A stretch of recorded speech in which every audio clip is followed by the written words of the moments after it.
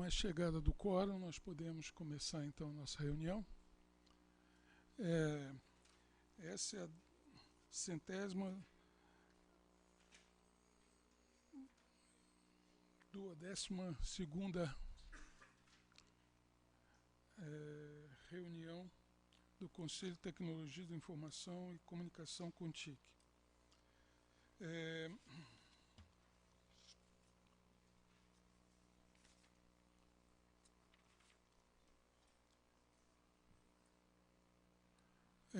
Eu gostaria de comentar com os colegas que essa é a minha última participação como presidente do CONTIC, né? A reitoria, essa nova gestão, já indicou um novo coordenador geral de TIC da universidade e gentilmente eles esperaram essa reunião, porque eu tinha falado que essa reunião nós tínhamos alguns assuntos importantes para tratar. Então a reitoria muito gentilmente adiou a publicação dessa nova nomeação para que a gente pudesse então presidir essa reunião.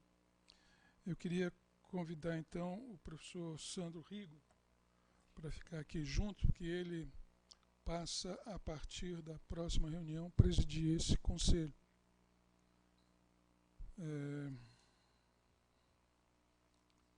Então, rapidamente.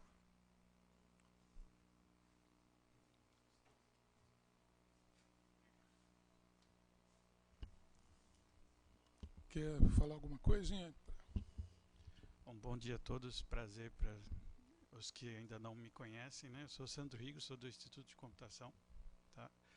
E, bom, como o professor já colocou, eu vou começar os trabalhos aí como coordenador de TIC da universidade e acho que tem muita coisa para dar continuidade aí, né? Só de ver os resultados dos grupos de trabalho de hoje já é trabalho para bastante tempo de continuidade. A gente vai ter desafios, mas acho que todos vocês têm essa consciência e, como o professor sempre coloca nesse tom, que a TIC na Unicamp é uma coisa que é crítica, né? A gente, em vários níveis, administração central, unidades de pesquisa, etc., mas assim, a gente evoluir a nossa governança, nossas metodologias e como são executadas as coisas relacionadas à TIC é o que precisa para que a gente dê um salto de qualidade nos serviços prestados à comunidade de maneira geral. E a gente vai trabalhar para isso. Obrigado, professor. Bom, também nessa reunião nós temos novos membros, né, que são membros gestores de órgãos que compõem o nosso conselho, né? Eu estou falando aqui, por exemplo, pela PRP, o senhor Daniel Martins de Souza, que infelizmente não está presente por um imprevisto de última hora. O senhor Andrei Vinícius Gomes Narciso, da DGH, desculpe, da DGA, o senhor Gilmar Dias da Silva, o titular seria o Gilmar Dias, né? E então está o senhor Milton Guilher, que é o suplente, né, da DGRH, né? Bom,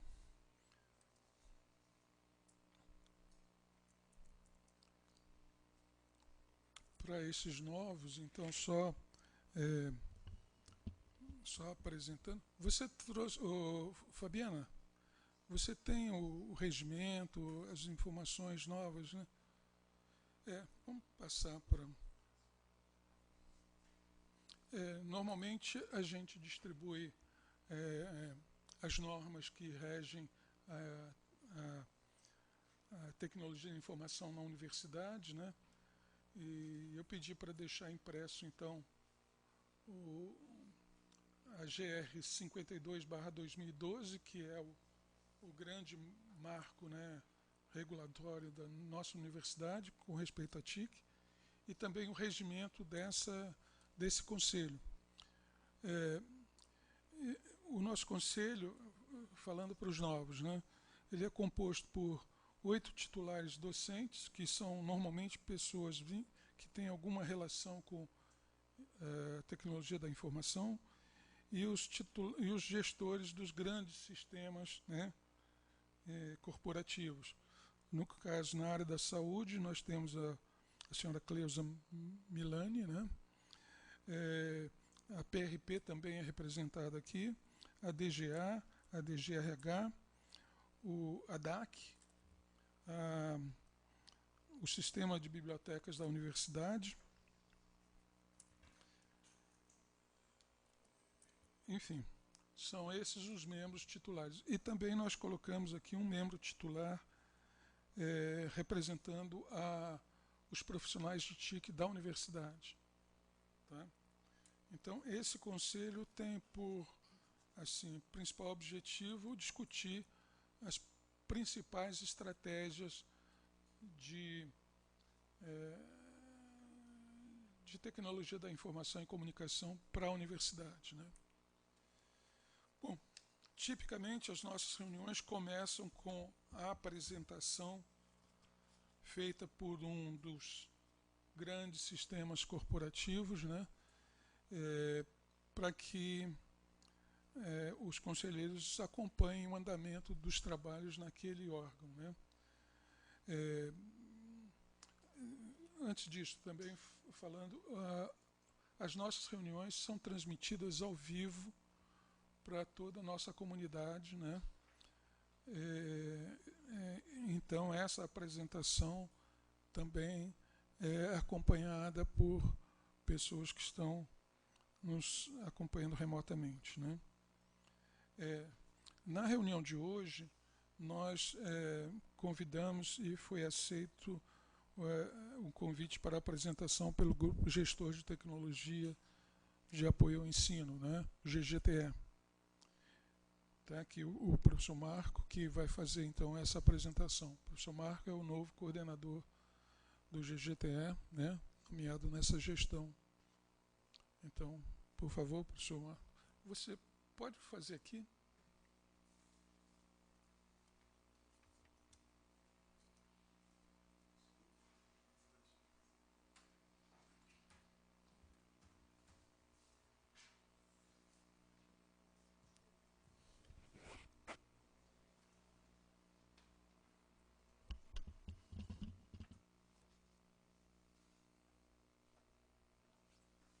Olá, bom dia a todos. Agradeço o convite feito pelo CONTIC, né? Intermédio do professor Zé Raimundo, professor Sandro. Eu assumi o GGTE oficialmente há uma semana, apesar de estar atuando há um pouco mais de 2 semanas. E vou fazer uma breve apresentação, né, do GGTE. Uma apresentação institucional, como o público é interno, também eu vou omitir algumas, me reservar o direito aqui de passar algumas coisas que eu acho que são de conhecimento geral, né? Bom, sou professor da Faculdade de Tecnologia, lá em Limeira, desde 2003. Oficialmente o GGTE foi criado em 2010, né, para apoiar a PRG e PRPG nas suas atividades de tecnologia da informação e comunicação voltadas para ensino, né? Mas o histórico do GGTE é bem anterior a isso. Basicamente, o GGTE nasceu como órgão dedicado a fomentar, apoiar atividades, serviços, ações no campo da educação à distância, aqui na Unicamp, né? Então, isso remonta o início de 2000, 2001, né, um pouco antes ainda, 98, já tinha algumas iniciativas, né, mas oficialmente o GGTE, então, foi criado aí pela resolução GR 15 de 2010. Hoje a GTE, então, é ligada, né, recentemente ela foi ligada à CGU, né, foi feita uma certificação no ano passado, segundo semestre do ano passado, e o GGTE passou a ser, então, vinculado à CGU. Então, nós atuamos com TIC, mas especificamente voltado para ensino, né. A equipe de GTE é bastante pequena, né, como pode ser observado aí. Eu vou ficar devendo aqui a minha caricatura, né, uma semana não deu para fazê-la ainda. E é uma equipe bem multidisciplinar, com profissionais da educação que atuam na tecnologia e profissionais que são originários da tecnologia, de redes, de banco de dados, e que agora também atuam em educação, né. Então, a Patrícia, a Edilene, a Luciana, a Renata são essas mais ligadas à educação, pedagogia. O Valdir atua na produção de vídeo e o Marcelo e o Roberto são os que atuam diretamente no suporte como administradores. Bom, acho que esse é o lado mais visível, né, do GGTE, que é como gestor dos nossos ambientes de aprendizagem, né, dos AVAs. Em especial, né, nós temos aí o Teleduc desde 97 funcionando e desde 2003 ligado ao ensino aberto via DAC, né. Então, é feito um processo automático, semiautomático, no qual todas as disciplinas de graduação, quando elas são criadas, existe uma área, né, no Teleduc automaticamente criada para ela. Recentemente foi adicionado a esse conjunto o Google Sala de Aula e, mais recentemente ainda, o Microsoft Sala de Aula, que está ainda em estudo, né, para aplicação, para utilização. Além disso, né, o GGTE oferece também tanto a área no Teleduc como no Moodle, né, sob demanda de usuários da Unicamp. Nós abrimos áreas para aqueles professores e servidores que desejam ter, né, acesso a esses ambientes de aprendizagem para realizar pesquisa, extensão, né, propósitos relacionados à universidade, né. Bom, o GGTE também tem um portal, né, que a gente chama de OpenCourseWare, ou OCW, né, onde a gente disponibiliza conteúdos didáticos de disciplinas de graduação. Então, essa é uma iniciativa um pouco em stand-by, né, tem um conjunto lá de aproximadamente 30 disciplinas, mas que não vem sendo alimentada com regularidade, né. Então, essa é uma área que a gente pretende investir mais recursos, gerar conteúdo digital e didático, né, para as nossas disciplinas de graduação. Atuar de maneira mais ativa, né. Existe também um portal chamado eUnicamp, né, que contém um conjunto de objetos de aprendizagem. Então, um conjunto de ilustrações, animações, apresentações, vídeos, né, imagens em geral, que foram resultantes de uma parceria de longo prazo e bastante profícua, que foi um projeto chamado Rede4, né. Então, disso resultou esse portal eUnicamp. Além disso, o GGTE, né, tem um grande papel, né, na capacitação de usuários, no suporte, né, esses ambientes de aprendizagem e entre outras atividades, né. Cerca de 2 anos começamos a trabalhar em conjunto com o EA2, né, com o Espaço de Ensino e Apoio à Aprendizagem da PRG, na promoção de eventos e palestras relacionados tanto à tecnologia de informação e comunicação mais especificamente, mas também na área de metodologias ativas de ensino, né? Então, ao longo de todo o ano passado, houveram cerca de 8 palestras, né, eram mensais, em conjunto com o EA2 nessas temáticas, né. E a gente também, né, tem um longo histórico de promoção de cursos de capacitação nos AVAs. Mais recentemente, né, o GGTE vem se capacitando para realizar a cobertura online de eventos relacionados à educação e tecnologia da informação, né. Então tem o nosso colaborador lá, o Valdir, fornece um kit básico e ele próprio, né, vai aos eventos acadêmicos e filma e transmite ao vivo, registra, edita as imagens. Tem um canal colaborativo no qual pessoas que estão fora podem fazer questões, né. Então esse é um serviço que tem sido bastante demandado lá no GGTE. Contribuímos com o programa PAA, que é o Programa de Apoio Acadêmico da Graduação.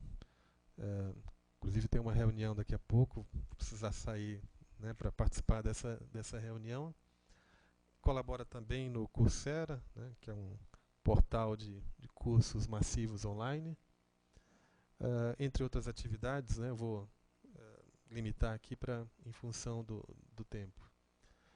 Bom, a gente está localizado lá no CCUEC, né? A gente tem um espaço que eu particularmente considero excelente lá no CCUEC, né? Tem uma ala completa. E eu quis aqui colocar, né, o que nos vai mover, né, bom tanto de trabalho, né, nesse segundo semestre, que é a finalização desses 2 ambientes que estão aí ilustrados nessas 2 fotos, né. Então, do lado esquerdo, aqui tem um estúdio de gravação de vídeo, né, então, está sendo montado, foi feita uma licitação já há algum tempo e, infelizmente, a empresa abandonou a obra por questões diversas, né, e aí o estúdio está inacabado, operacional, mas está inacabado, né. Então é algo que a gente vai tentar concluir esse ano. E aqui do lado direito, um laboratório de informática que também falta pouquinho para concluir, basicamente algumas questões, né, de instalações elétricas, que a gente deve concluir, acho que nos próximos 2, 3 meses no máximo, né. Então esse é o nosso espaço, né, ali dentro do CCUEC, no qual a gente promove cursos. Temos também uma sala de videoconferência, sala de reuniões, utilizamos regularmente o auditório do CCUEC, né, que nos cede para eventos maiores. Então essa é a nossa estrutura física, né. Bom, eu queria aproveitar essa reunião do CONTIC, né, para antecipar uma notícia que deve ir amanhã para o portal do ensino aberto da Unicamp, né. O Teleduc, né, vinculado ao ensino aberto, ele tem essa seguinte configuração aqui, né. Então, o Teleduc ele é um produto que foi concebido, desenvolvido no UniED. Poderia até dizer com mais detalhes, né, foi concebido e desenvolvido no IC, né, no Instituto de Computação, e foi abraçado pelo UniED. A DAC, né, tem um papel também de preparar os dados relacionados a disciplinas, dados de professor, de aluno. O CCUEC fornece toda a estrutura computacional, né, para o funcionamento do Teleduc, e o GGTE é o braço operacional de tudo isso, né. A gente dá apoio ao usuário e põe, né, no ar, né, faz essa conexão entre todos esses atores aqui. Bom, então a notícia que eu estou antecipando é que a Unicamp, né, via GGTE, vai suspender o uso do Teleduc do ensino aberto a partir do 1º semestre de 2018. Então, nesse período, nessas 2 últimas semanas, fizemos reuniões com todos esses atores, além de PRG, CGU, E existe um histórico, né, grande de ofícios, trocas de ofícios, né, troca de informações entre todos esses atores aqui, que mostram algumas questões que precisam ser sanadas no Teleduc, né, questões de ordem puramente técnica. E, em função disso, a decisão foi, né, suspender o uso a partir de 2018. Existia uma pretensão de fazê-lo agora, já no segundo semestre, mas devido ao pouco tempo, né, para que professores também pudessem se reprogramar, né, a gente optou por dar mais um semestre de atuação do Teleduc. Nesse período a gente vai proporcionar treinamento aos usuários que quiserem migrar do Teleduc para o Moodle, do Teleduc para o Google, e também vai gerar uma ferramenta que os professores conseguem recuperar os dados de todas as suas disciplinas desde 2003, que é o que o Teleduc oferece na página do Ensino Aberto.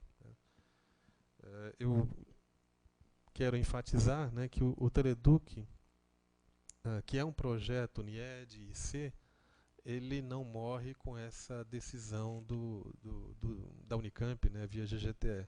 Então o Teleduc ele vai continuar sendo oferecido pelo GGTE sob demanda, mas o Teleduc, que é vinculado ao ensino aberto, que é um produto de software de 97, né, sua versão 3.3.8, ele vai ser descontinuado, né? Então, um produto que tem 20 anos, com algumas questões técnicas, né, repito, a gente vai precisar descontinuá-lo. Como política também, né, de ensino e utilização de recursos, a partir de 2018 nós vamos disponibilizar no ensino aberto somente as disciplinas dos 5 anos anteriores, né? Então, não sei se vocês todos conhecem, mas a política até então foi deixar online todas as disciplinas desde 2003. Então, isso consome uma quantidade de recursos enorme. Não é o caso do Google, né? O Google tem espaço limitado, mas com relação ao Teleduc e Moodle, isso vai ser feito pelo GGTE. Bom, finalmente aqui eu queria dizer que existe um planejamento em andamento do GGTE. Esses são alguns temas que nós deveremos abordar nesse segundo semestre, que é a gamificação no ensino, a internet das coisas na sala de aula, redes sociais em ensino e sala de aula do século XXI. Né? Então, ao longo do segundo semestre, deverão receber convites para participar e contribuir, né, nesses eventos, nessas palestras. Devemos também, então, apoiar fortemente a produção de novos conteúdos de ensino relacionados que usam tecnologias da informação e comunicação. E está em andamento, né, parceria com outras instituições de ensino superior, e eu gostaria de enfatizar ou citar uma, que é com a Univesp, né, Universidade Virtual do Estado de São Paulo. Então, a primeira reunião na semana que vem com a Univesp para verificar, né, a possibilidade dessa parceria, inclusive uma demanda da própria Univesp, e eu acho que isso também pode incrementar as nossas ações de TIC, né, voltadas ao ensino aqui na Unicamp. Agradeço mais uma vez o convite, né, para poder falar um pouco aqui do GGTE. Agradeço a atenção de todos e fico à disposição lá no GGTE para qualquer interação. Muito obrigado, professor. Obrigado, professor Marco. Eu pergunto se algum colega tem alguma pergunta a fazer, algum comentário. Pois não, Sérgio. Eu só queria fazer uma síntese de um comentário. Eu acho lamentável que uma história tão bonita como o Teleduc se encerre dessa natureza. E também falando em termos da competência institucional da Unicamp, que não tem uma plataforma própria, né? A gente fica à mercê de um Moodle, né, fazendo os enxertos necessários, quando nós temos aqui uma excelente instituição que compõe aí pesquisadores na área de computação, engenharia e tal, e também da educação. Talvez seria o momento de nós revermos essa estratégia e criar uma estrutura própria, né? Porque não é a questão só da disponibilização de conteúdo, mas aí sim introduzir novas metodologias, como a aprendizagem adaptativa, que vai nessa direção, de você criar repositórios inteligentes que você depois pode fazer as análises do metadados. Então, é uma questão até de repensar essa estratégia, porque se for somente um repositório de conteúdo, realmente fica como está. Mas acho que a universidade poderia apontar já para isso, porque nós estaríamos utilizando esses recursos para melhorar o processo de ensino-aprendizagem. Obrigado. Posso comentar? Eu também lamento, professor, essa suspensão do uso do Teleduc. Os critérios foram realmente bastante técnicos, né, para tomar essa decisão. O que eu, né, poderia comentar,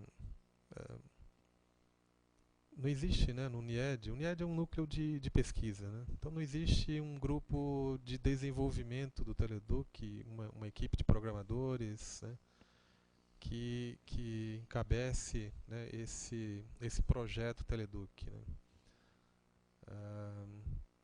O que a gente está entendendo como suspensão, bom, as justificativas realmente são técnicas relacionadas, por exemplo, à escalabilidade do Teleduc, né, como eu falei, criado em 97 e com pouquíssima manutenção.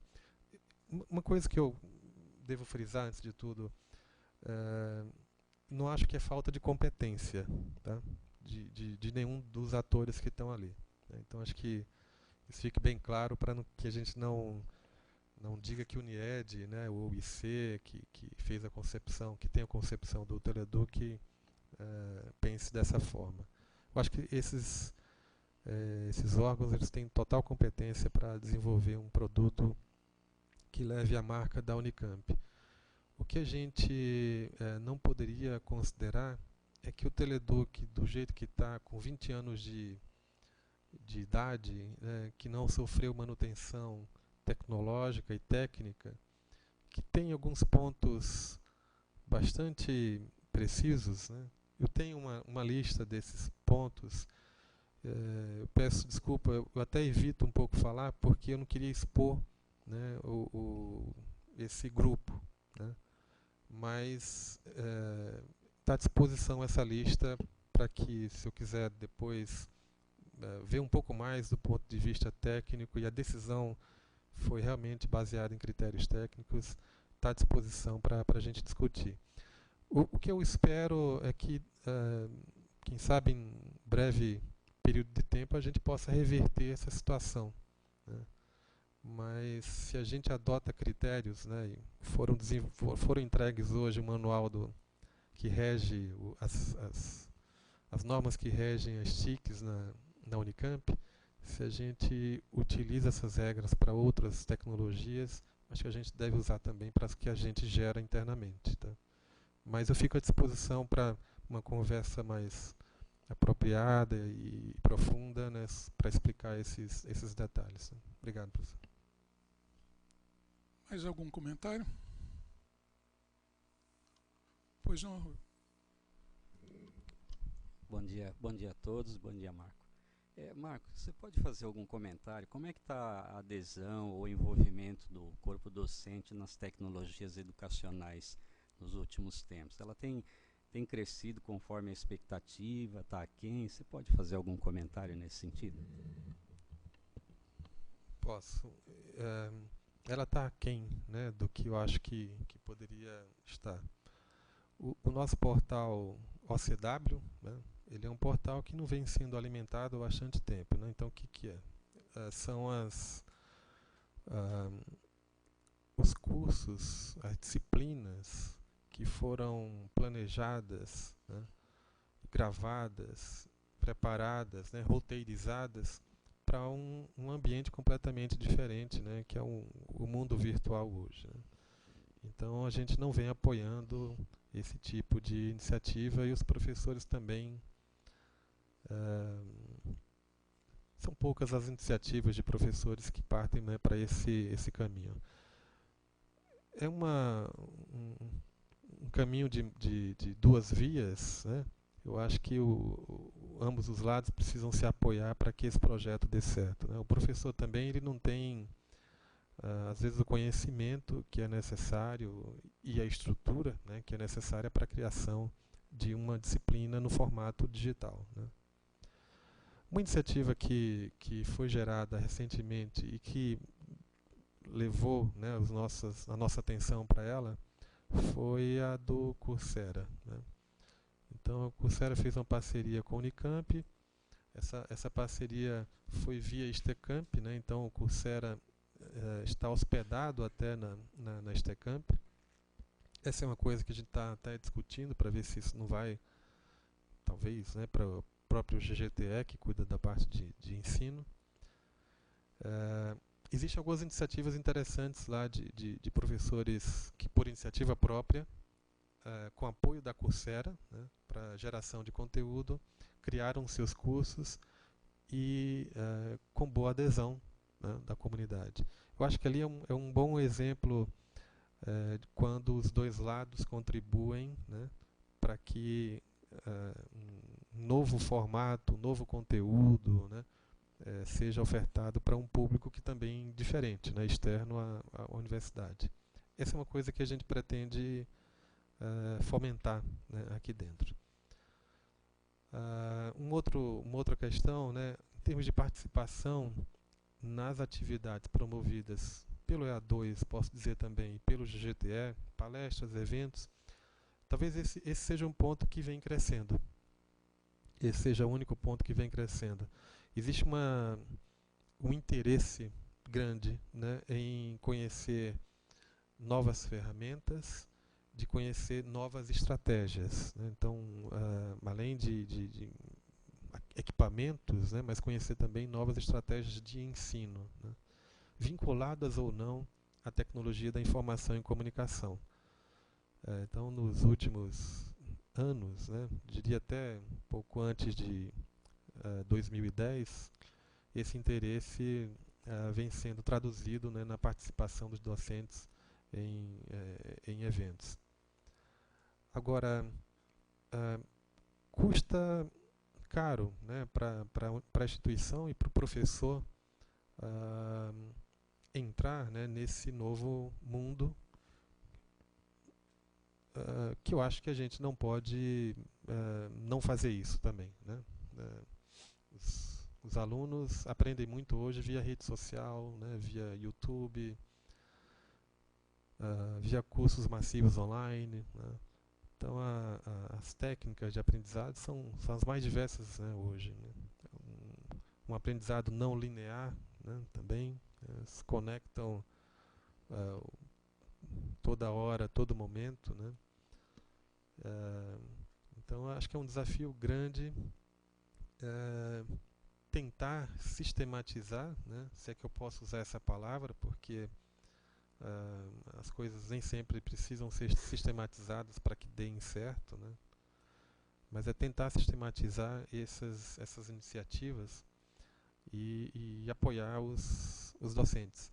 Existem, por exemplo, né, eu vou até citar uma iniciativa que é bem interessante, né, não sei se é de conhecimento da maioria, né, de vocês.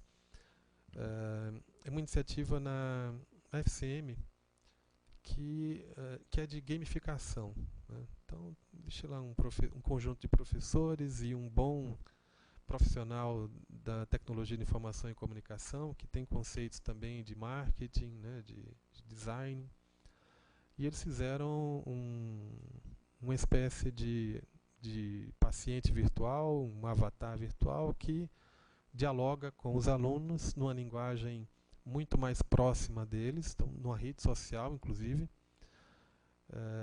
e que esse diálogo gera questões relacionadas ao ensino da medicina, né? Essa iniciativa, que precisa ser amplamente divulgada, né, e replicada, né, adaptada às diferentes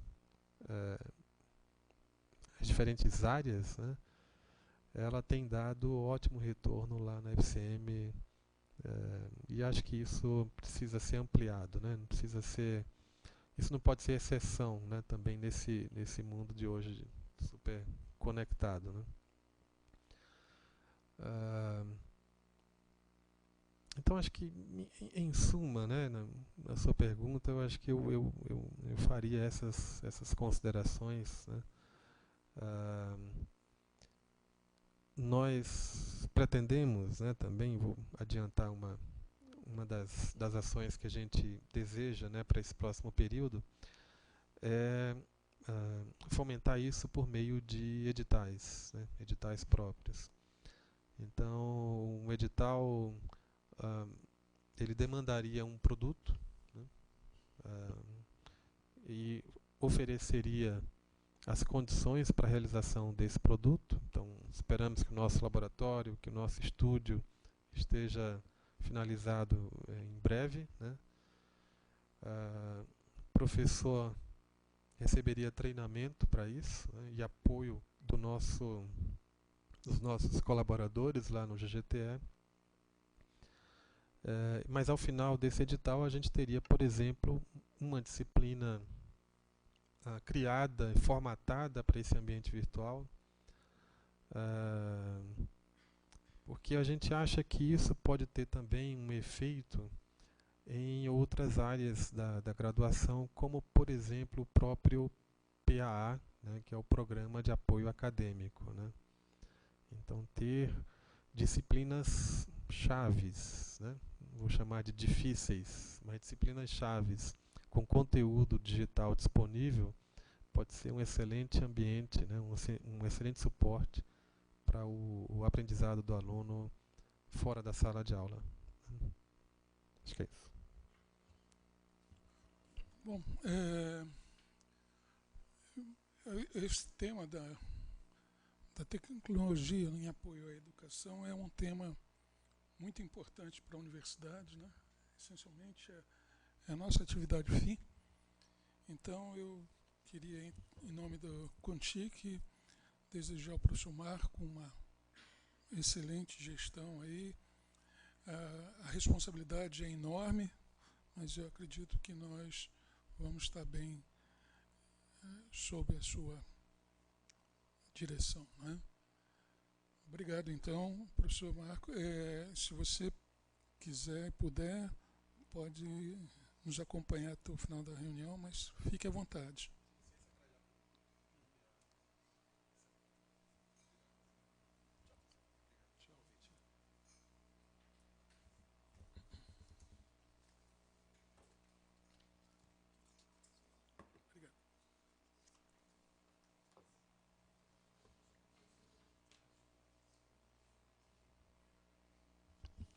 Bom, então, dando início à parte regulamentar da nossa reunião,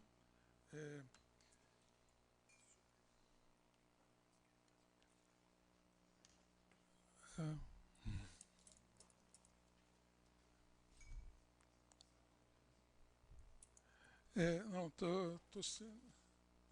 é que nós temos a transmissão ao vivo, né?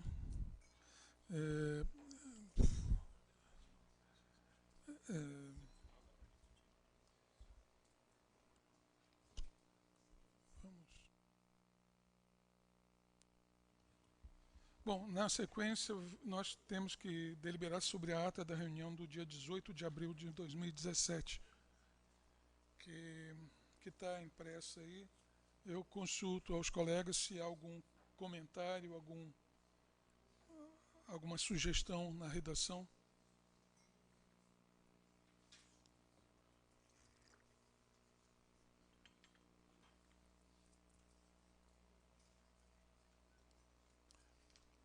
Algum comentário? Sem comentário, então podemos colocar em votação.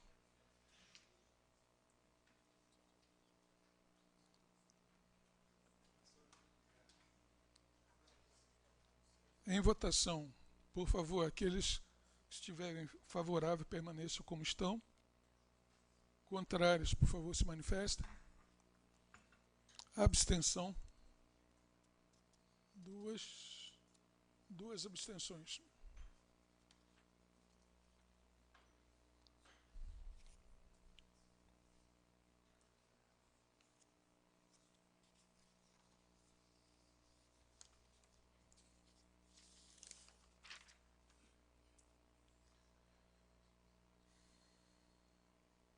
Bom, as justificativas de ausência. O professor Clésio está afastado nessa data. O professor Ivan está em aula. A mesma coisa, o professor Roverso também está em aula.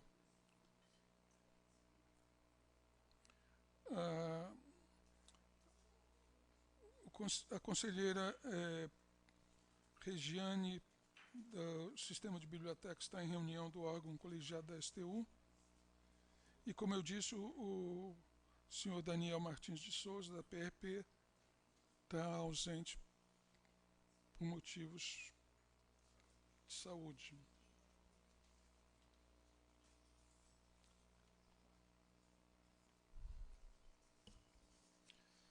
Na sequência, então, os informes. Tem algum inscrito? Não, né? Normalmente a gente deixa no início da reunião para que os conselheiros possam se inscrever para fazer passar alguma informação de última hora. E também eu consulto diretamente aos conselheiros, principalmente os conselheiros de órgãos gestores, se tem algum informe de última hora. Nesse sentido, eu consulto aos sistemas administrativos se tem algum informe. Professor. Obrigado. Os sistemas de saúde. O professor Daniel, a PRP está ausente. A gestão acadêmica, o Orlando. A biblioteca também está ausente. Recursos humanos, tem algum informe? CCUEC. Bom.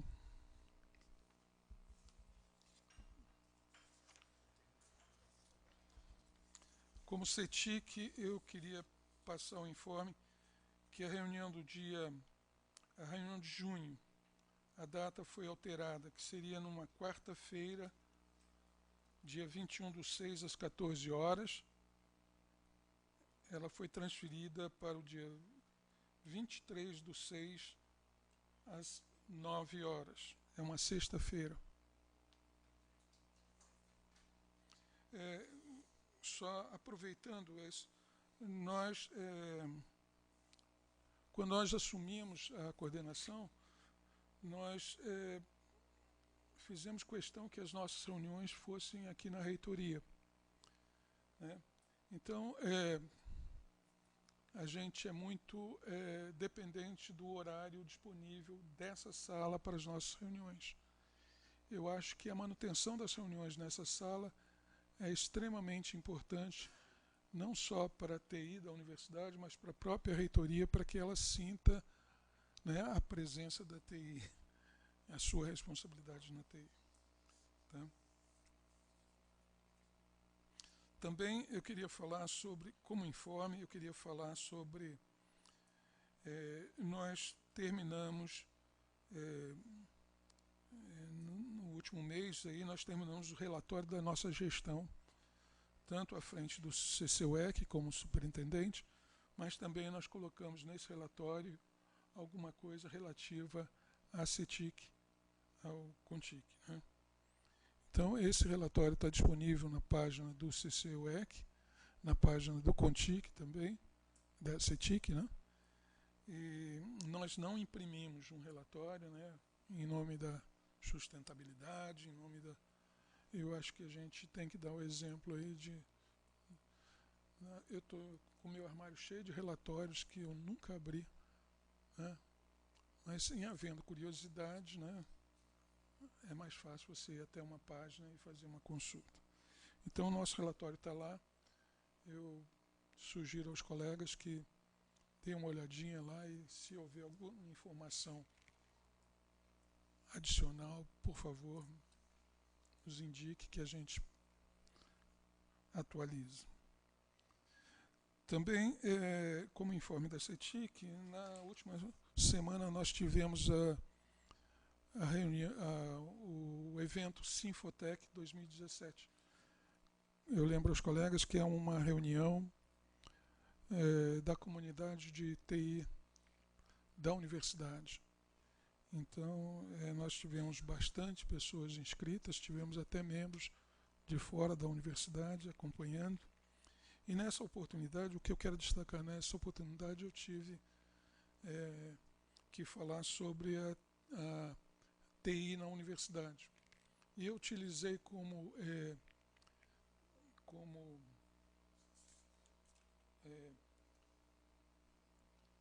base para o que eu estava falando, o levantamento de TIC que nós estamos fazendo todo ano. Anualmente a gente faz esse levantamento, e eu aproveitei o levantamento que nós acabamos de concluir de 2017, né, relativo ao ano de 2016. Então, eu não vou fazer a apresentação aqui, porque ela é relativamente longa, mas eu queria destacar aqui alguns marcos importantes daquilo que eu observei. Por exemplo, cerca de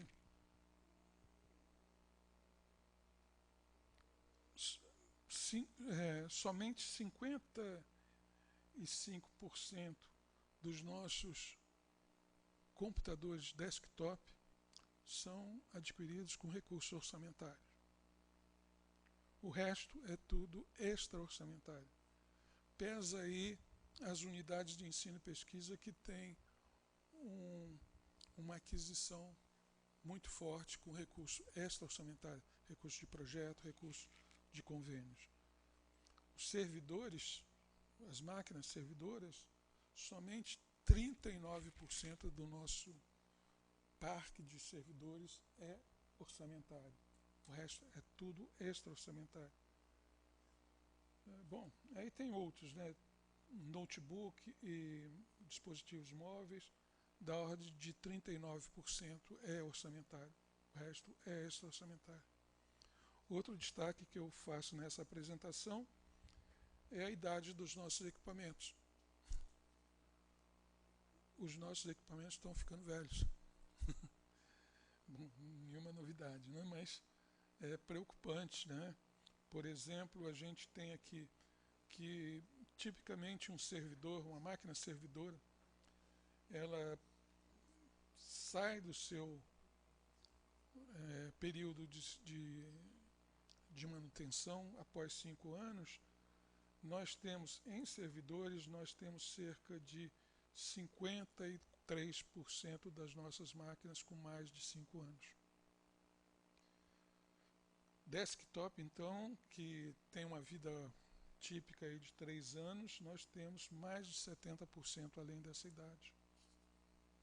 Bom, e por último, o destaque que eu faço é relativo ao nosso corpo técnico. A gente observa, por exemplo, um número muito alto de servidores contratados pela FUNCAMP, principalmente na área administrativa. Tá? Um envelhecimento do nosso corpo técnico administrativo, né? Mas, ao mesmo tempo, nós observamos um crescimento da nossa equipe de profissionais muito grande. O nosso levantamento começou em 2013. Naquela época, o total, considerando inclusive estagiários, era 565, segundo o levantamento que nós fizemos.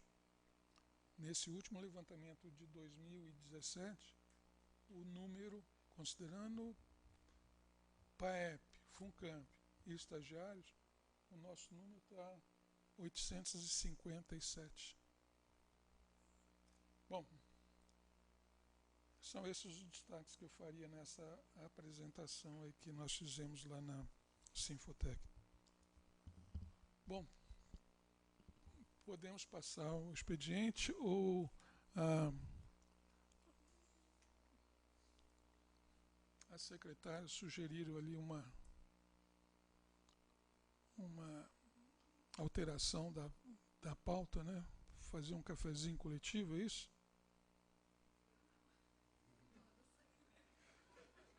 Elas estão convidando para um cafezinho coletivo ali. Vamos lá, e depois a gente volta. Vamos lá, rapidinho, né? Uns 5, 10 minutos. A gente já volta aqui.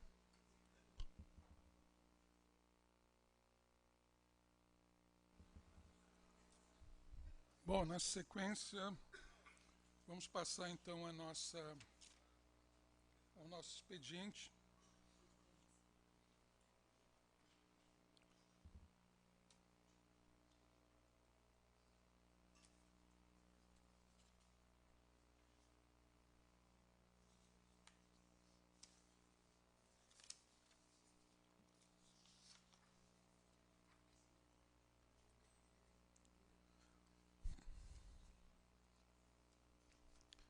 O nosso expediente começa com o item 3.3, que é uma proposta de redução de custos do sistema de telefonia da Unicamp. Essa proposta foi motivada pela necessidade de redução de gastos, né, que a universidade tem de uma forma geral.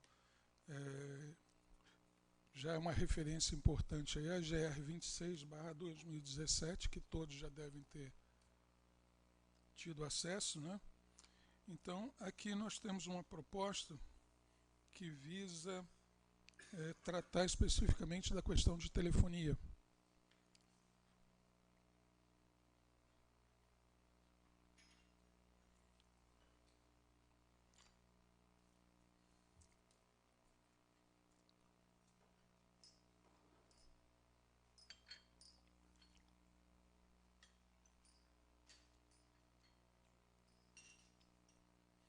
Eu acho que não cabe ler toda essa proposta aqui. Os senhores receberam isso na pauta, né? Eu destaco aqui as premissas, né? A gente tem que ter uma preocupação com ter um baixo impacto nos serviços prestados à comunidade, a redução dos custos de uma forma recorrente, né? Ao longo da vigência de contratos, são contratos que a gente tem assinado, né? A implementação em curto prazo e que também não seja custoso em termos de implementação, né?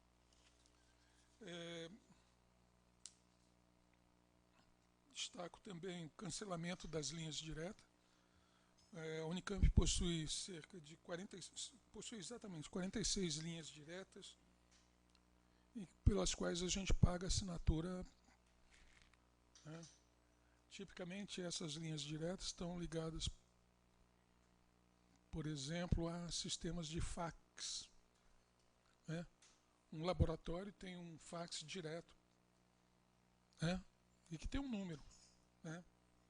A faculdade tem um fax e esse fax tem um número que foge do 3521, é um número bem diferente da nossa sequência de ramais. E isso é um custo relativamente alto. Nós estamos querendo... Bom, nós já iniciamos o processo de desativação dessas linhas. Somente aquelas que tiverem uma justificativa assim, muito clara, nós iremos mantê-las.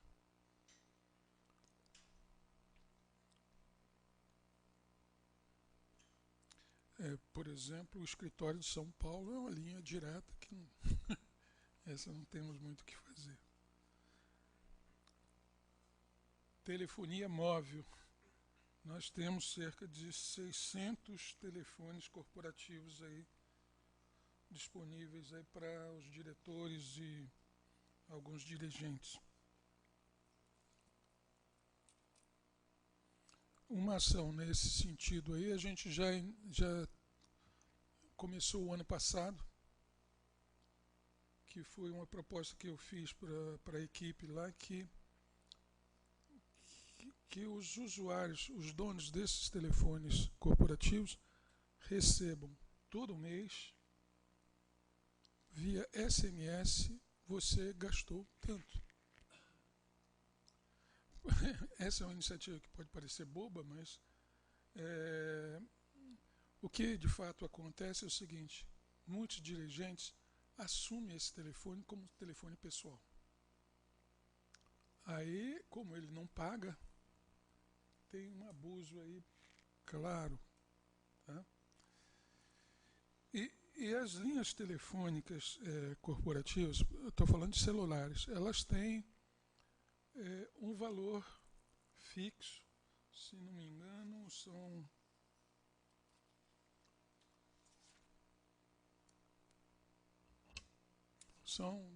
alguma coisa assim de R$200 por mês.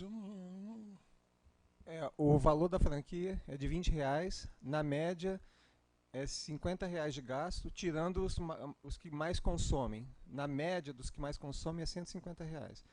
Mas a média é enganadora, né? A gente tem casos de contas até de R$800, alguma coisa assim. Não, tem um valor que a gente está chamando de franquia, e acima desse valor é importante que a pessoa saiba que ela está gastando mais do que devia. Tá?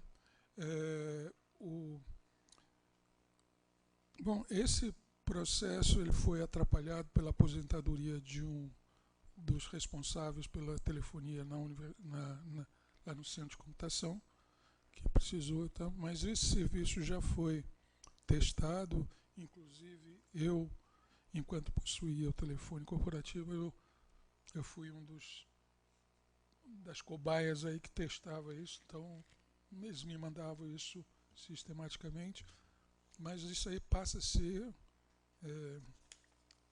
operacionalizado para todos, né? Pois não? Você tem ideia, Queiroz, de quantos minutos eles gastam?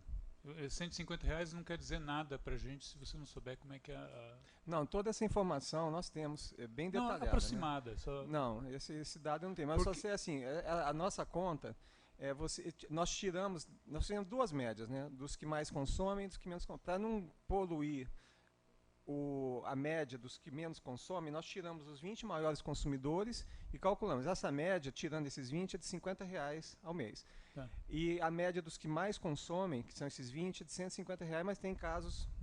Tem uma portaria também do reitor que ele fala os limites de gasto. Quer dizer, o que passar daquilo... É uma portaria de 2011. O que passar daquilo, o responsável tem que depositar na conta da Unicamp. Mas, pelo meu conhecimento, isso nunca foi... efetivado. É que eu estou achando que mudou muito o esquema de tarifação das companhias. Por exemplo, o meu plano da Vivo me dá 500 minutos e não tem mais interurbano. É tudo uma coisa só, como o estilo americano, que era assim. Então, eu acho que já, no mínimo para esses caras que gastam mais, poderia ser negociado um contrato com outra empresa que ficaria muito mais em conta. Tá? Com R$300 eu poderia ter que eu tenho... Eu pago R$311, tem 3 aparelhos e 500 minutos. Internet gigantesca. Os valores que são negociados pela Unicamp são muito abaixo do valor de mercado em termos de minutos. Então, por exemplo, se você pensar em 7 centavos um minuto para fora, a Unicamp paga por volta de 2 centavos. Então, quer dizer, agora, um grande problema é a negociação. Né? É um processo, para você fazer qualquer licitação na Unicamp, demora em torno de 7, 8 meses se você tiver sorte. Então, praticamente é inviável nós fazermos negociações individualizadas com várias operadoras. A última licitação que teve, apareceu apenas uma operadora. E ela começou com preço de 4 mil, eu não sei como, mas o técnico estava lá junto com um pregoeiro e tal, conseguimos obter um preço que era inferior ao do contrato que foi feito 5 anos atrás. Então foi uma negociação fantástica que nós conseguimos. Quer dizer, nós conseguimos um preço inferior, aumentamos o serviço e conseguimos um preço menor do que foi de 4 anos atrás. Eu diria que, devido às condições de negociação que a Unicamp tem, que frequentemente induzem a gente a pagar mais pelo serviço, foi uma coisa muito boa. Tá? Mas aí fica aquela questão, a gente tem que estar... O professor vai falar o acompanhamento. Né? As empresas sempre cobram a mais, né? Então você tem que ter um olho ali crítico em cima do que está sendo cobrado. Então, nós contestamos 8 faturas, não pagamos, que deu uma economia... Bom, tem um quadro aqui na frente para mostrar, uma economia enorme, mais ou menos R$330 mil. Então, tem a equipe ficou desfalcada, né, uma pessoa aposentou, mas a gente está tentando se reestruturar para conseguir, para olhar com bastante atenção o que é cobrado. Né?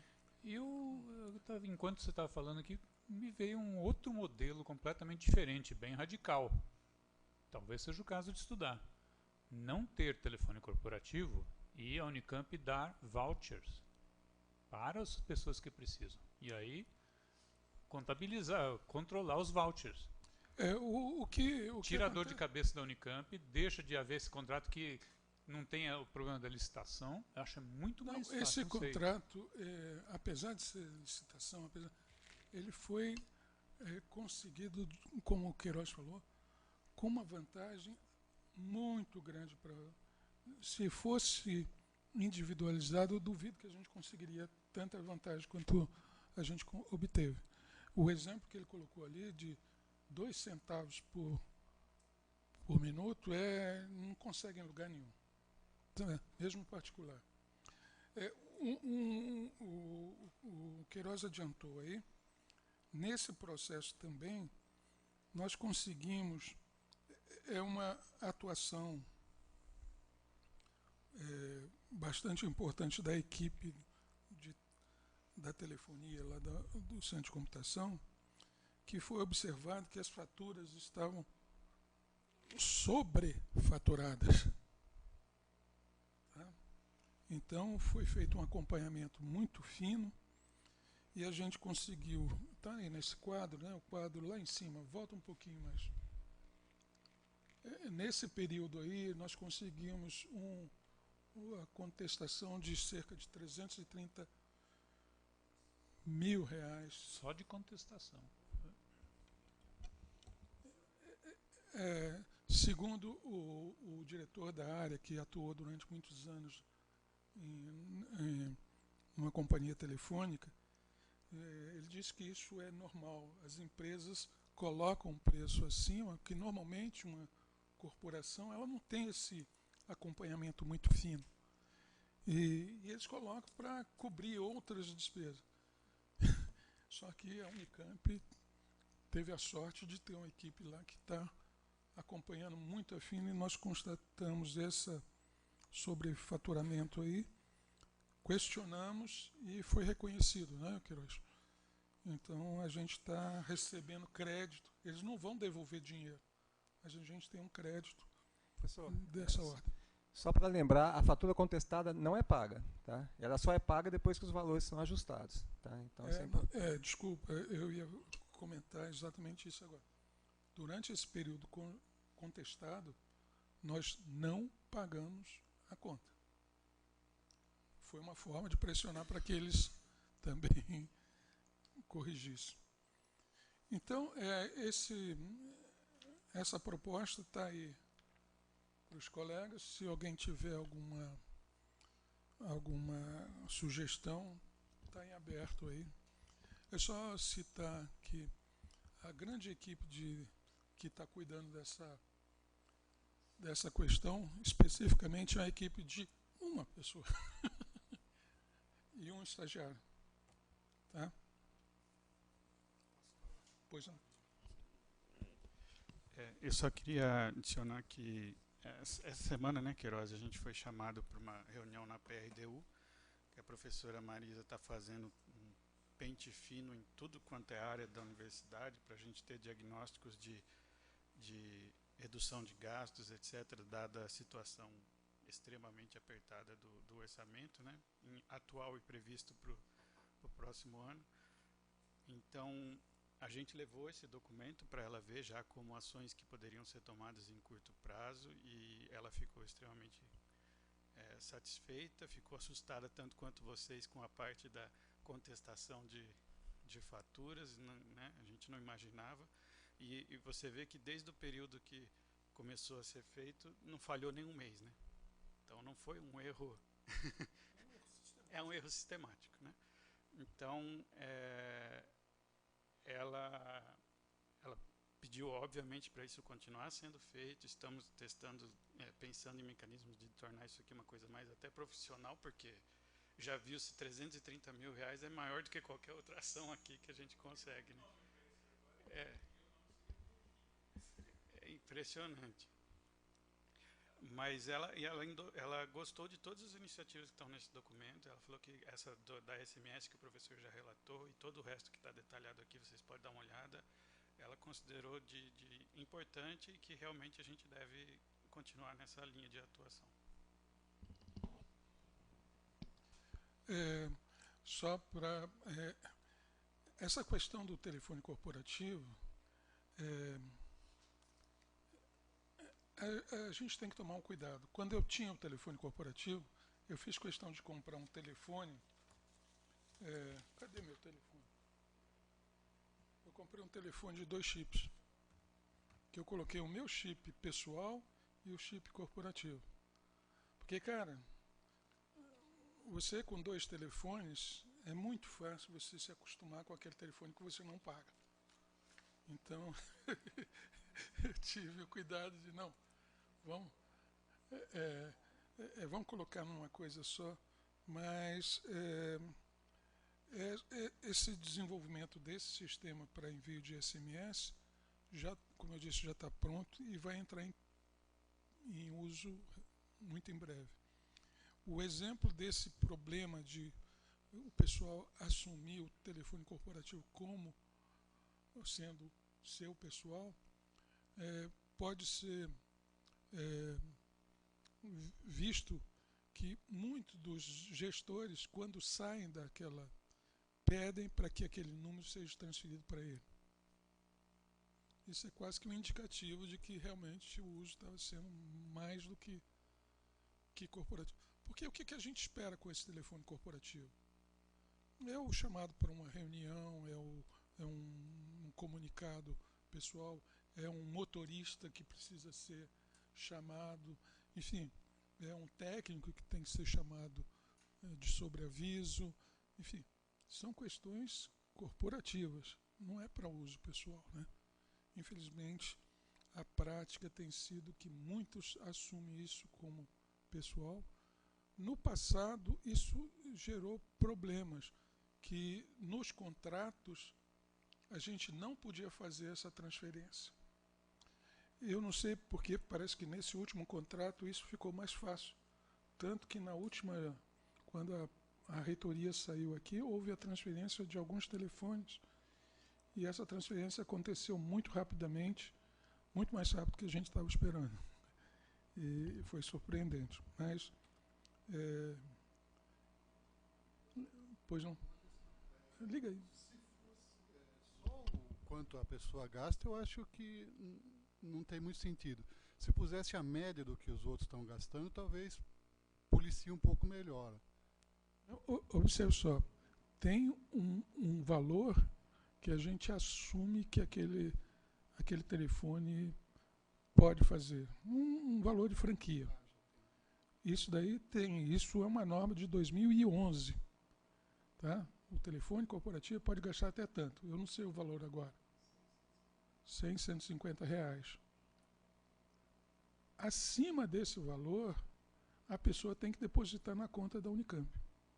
Então, se eu recebo um SMS falando que eu gastei 200 reais e também estou avisado que acima de 150 eu tenho que depositar, eu vou ter que tomar mais cuidado.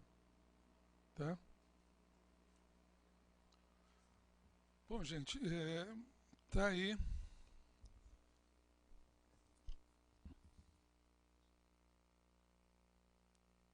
Bom, na sequência, nós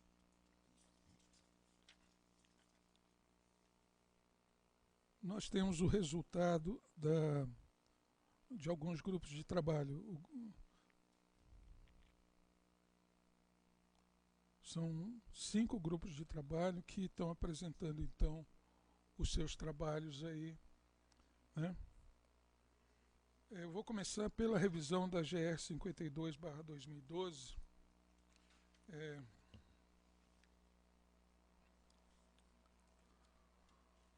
O professor Rogério quer fazer algum comentário, professor?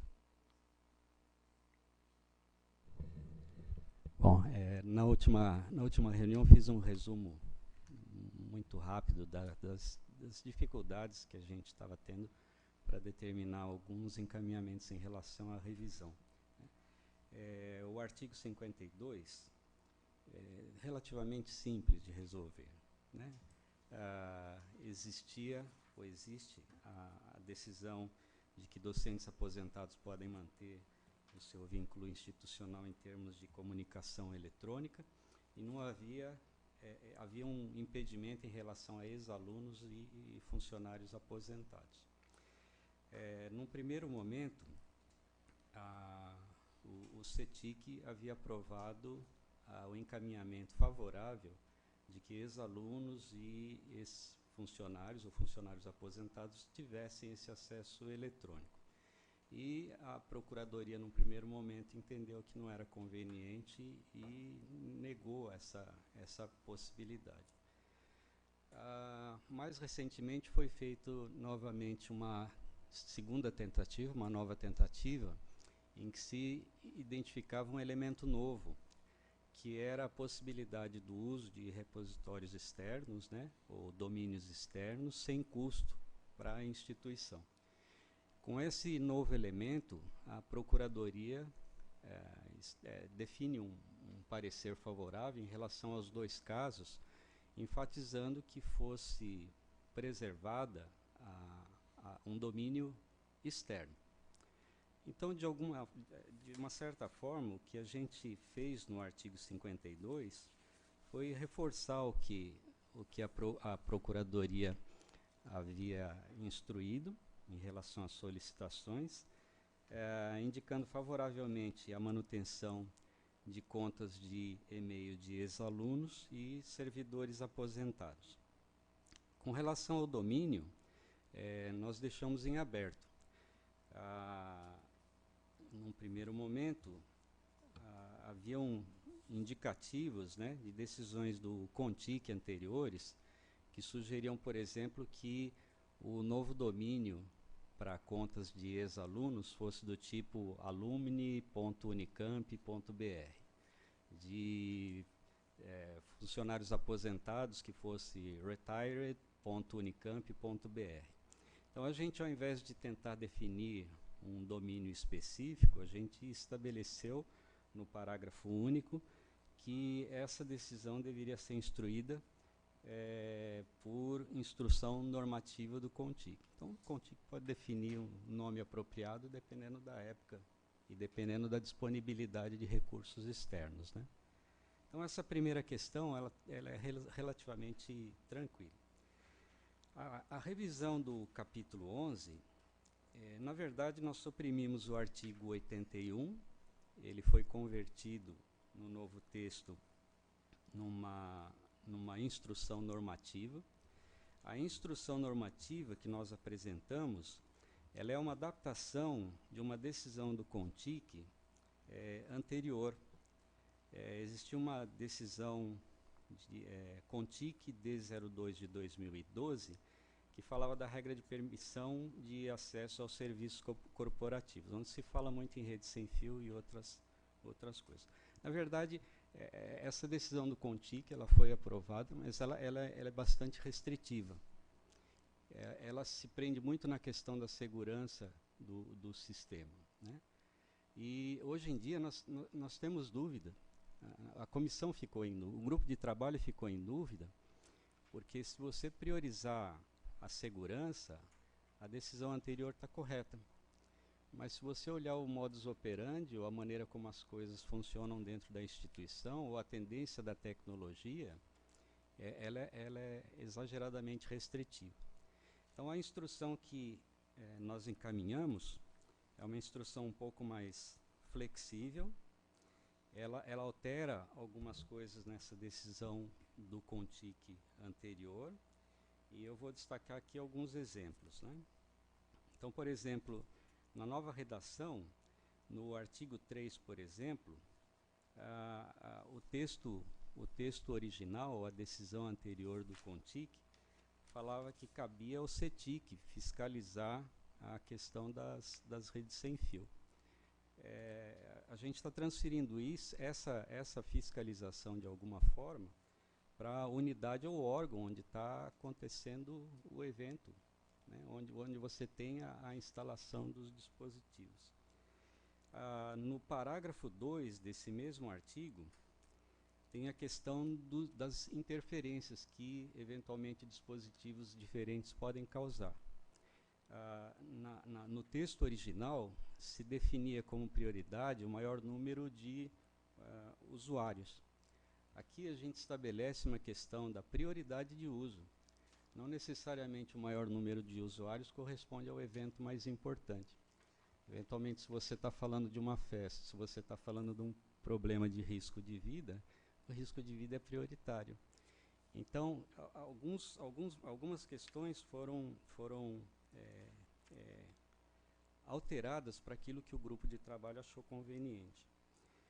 No artigo 4º, a gente percebe que muito do que se faz em termos de uso de rede sem fio, muitas vezes não tem nenhum tipo de registro.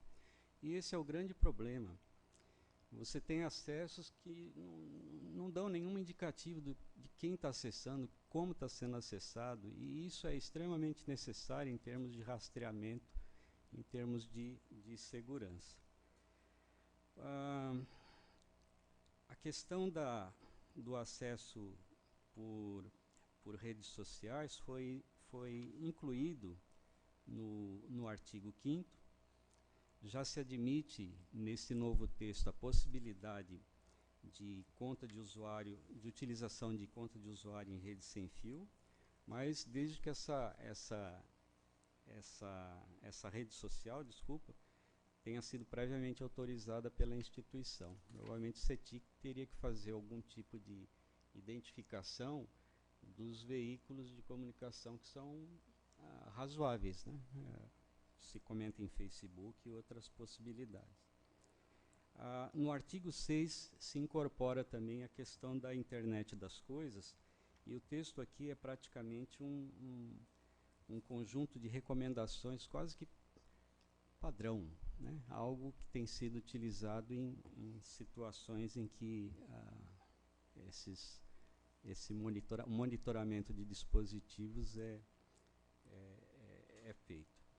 Então, eu falei, na verdade, o que eu estou dizendo aqui é que, na verdade, a gente fez praticamente uma adaptação de uma decisão do CONTIC, incluindo aqui a perspectiva da internet das coisas, a perspectiva de certificação por redes sociais autorizadas pela instituição e alguma flexibilização orientando mais em relação às unidades do uso da rede sem fio. Acho que é mais ou menos isso. O resto a gente está aqui para tentar discutir.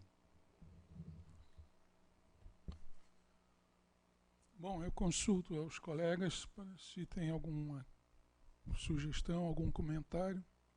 Eu lembro que nós estamos no expediente. Esses assuntos estão sendo tratados no expediente.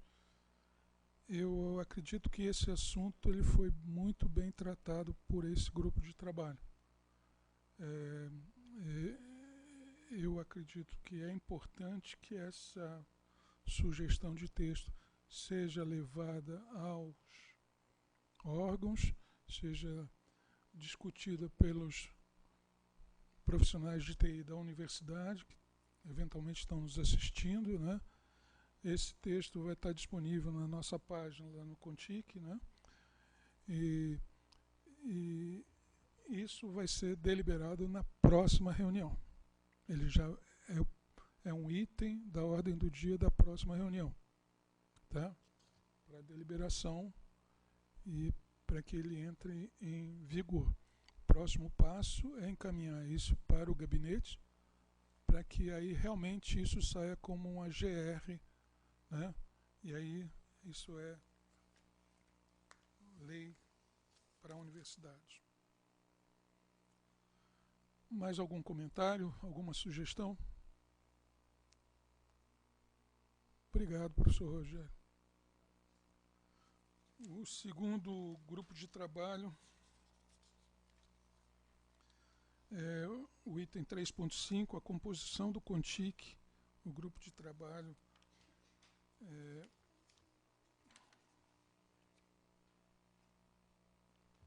presidido pelo professor Edevar.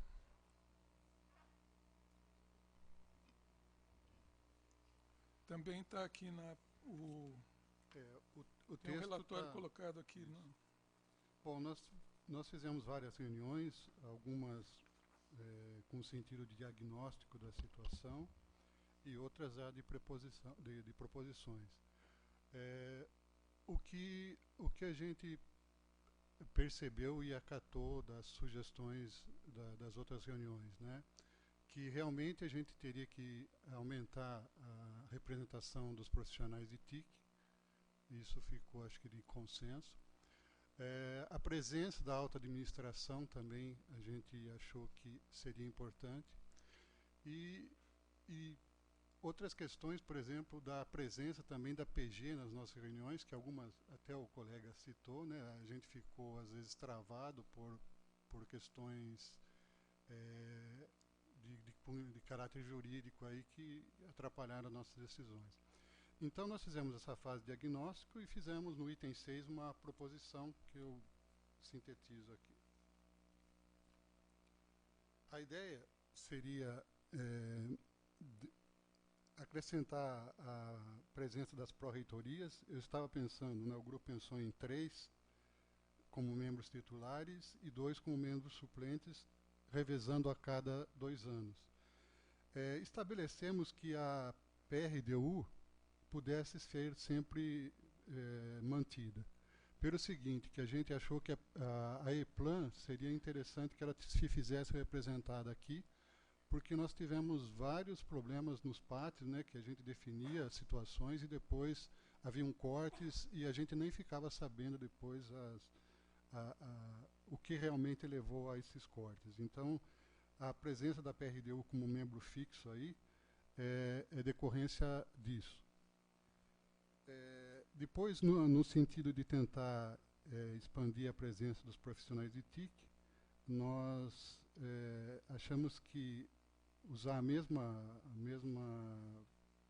metodologia que foi usada no sistema de bibliotecas, né? Então, aí nós teríamos a representação das ciências exatas, das humanidades e artes, biomédicas, tecnológicas, multidisciplinar e sistemas gestores. Então, seriam eleitos técnicos de TIC, né, entre seus pares, para essas representações.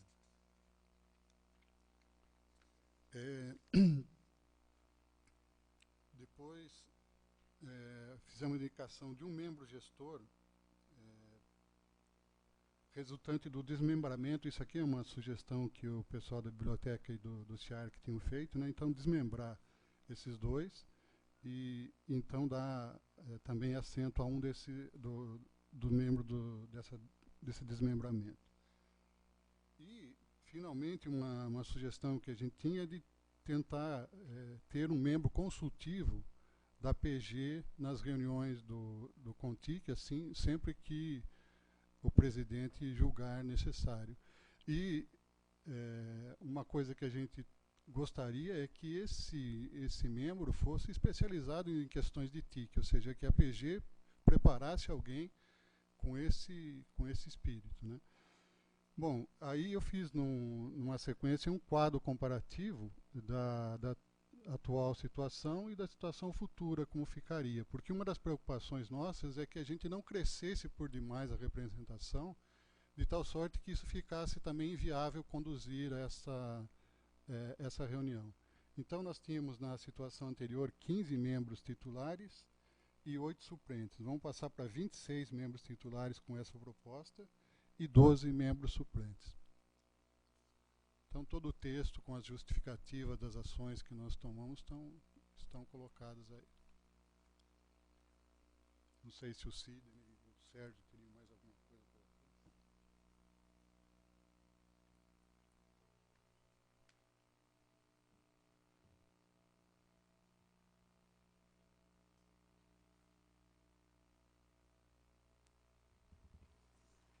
Bom, essa questão é fundamental para a gente, a nossa própria sobrevivência. Comentários?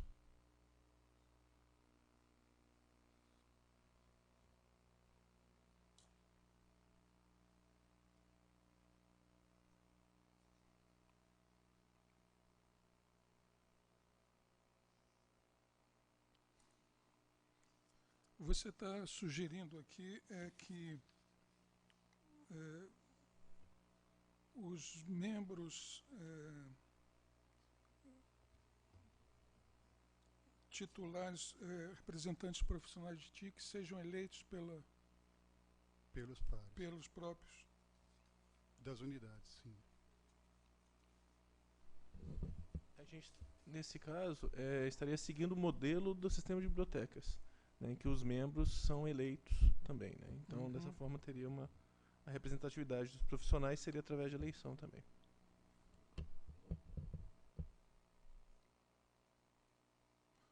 Então, só uma dúvida para o Sidney. Nesse caso, como que é feita a definição do colégio eleitoral de cada uma dessas áreas? Então, seguiríamos de novo o modelo do sistema de bibliotecas. Então, os profissionais estão locados nas áreas, né? E aí, a partir daí, seria feita a consulta, mas baseado na distribuição pelas áreas. Tá? DGRH, praticamente. Né? A distribuição pelos órgãos. Ok, obrigado.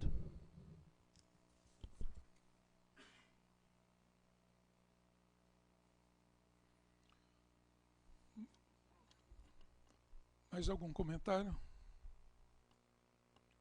Paulo? Eu não entendi direito como é que é a parte dos docentes. É por área?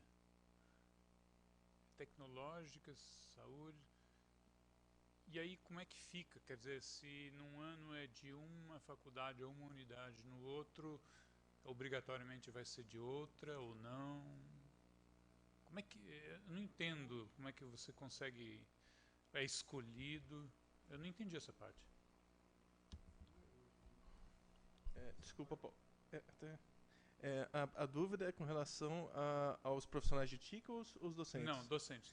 Os docentes a gente não tratou dessa questão, a gente manteve da mesma forma. Tá? Então, hoje os docentes eles são indicados. Né? São indicados. Os docentes são indicados pelo reitor. Pelo reitor? Tipicamente, né, havia uma preocupação de ter uma cobertura por área. Mas isso era muito difícil, porque a premissa principal é que ele tivesse algum compromisso, algum vínculo com TI. Tá? Então, isso acabava prejudicando algumas áreas. E no caso de funcionários, já que você levantou, como é que é o resumo da coisa? No caso de funcionários, a ideia é seguir a tabela de órgãos. Tá. Né? Então, a gente consegue ter essa divisão. Como isso já é usado no sistema de bibliotecas, ele já tem a divisão pelos órgãos no mesmo modelo que é feito para eleição no sistema de bibliotecas. E aí seria feita uma eleição a cada 2 anos, né, os candidatos. Eleição mesmo. Uma eleição e aí mesmo. Envolvendo todo o colégio. E aí daria representatividade. Né? Tá. O membro seria eleito, se candidata e participa do processo. Talvez até pudesse aproveitar o sistema de eleição online. E esse é um tipo de eleição que pode ser feito online com o sistema nosso.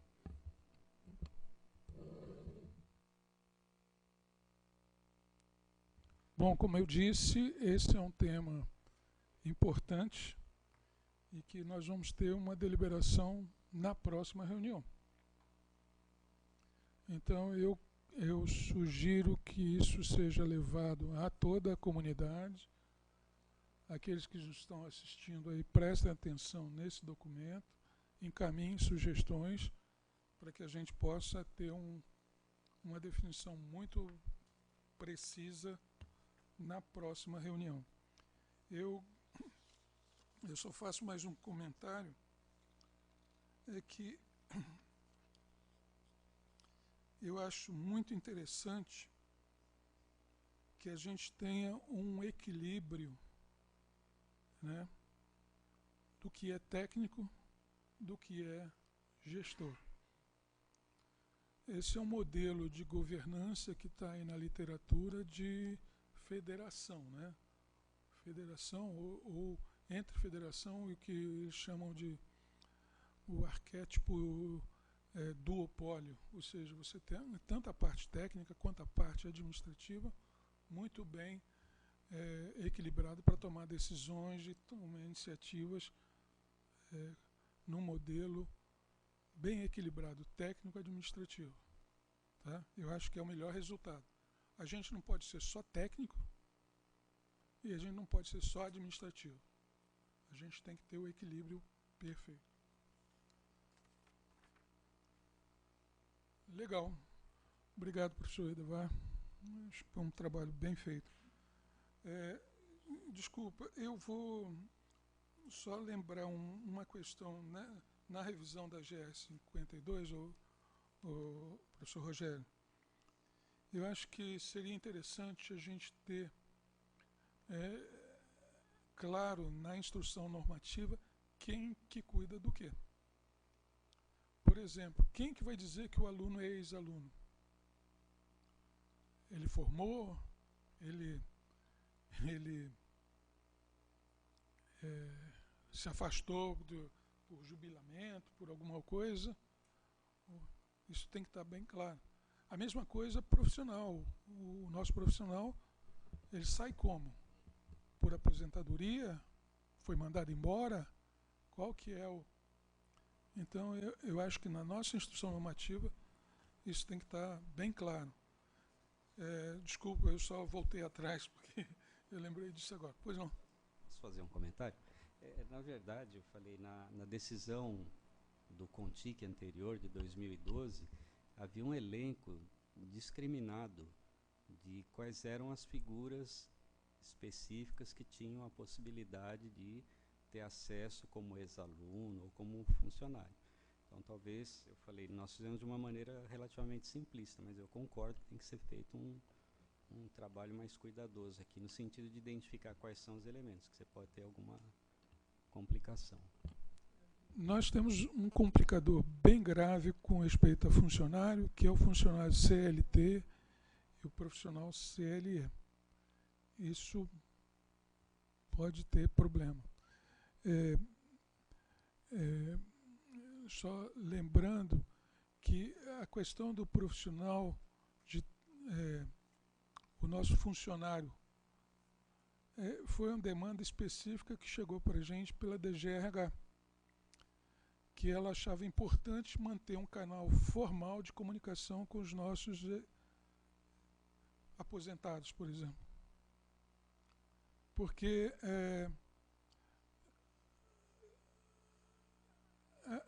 essa é uma outra deliberação que nós tivemos no ano passado, foi que a gente definiu que o canal de comunicação eletrônica com todos os funcionários da Unicamp é através do @Unicamp.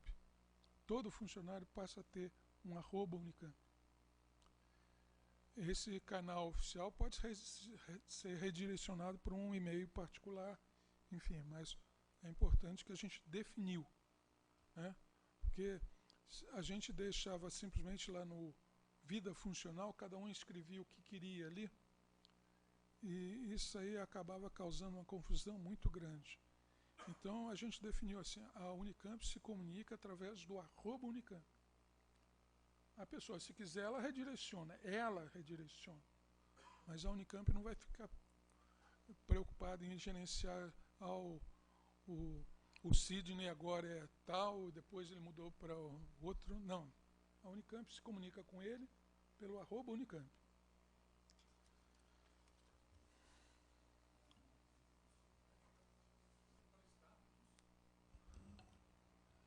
O estado dessa deliberação, isso já foi iniciado junto com a DGRH, né, o Kurt?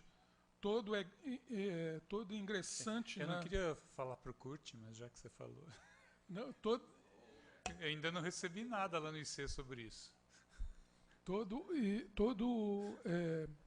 Foi você.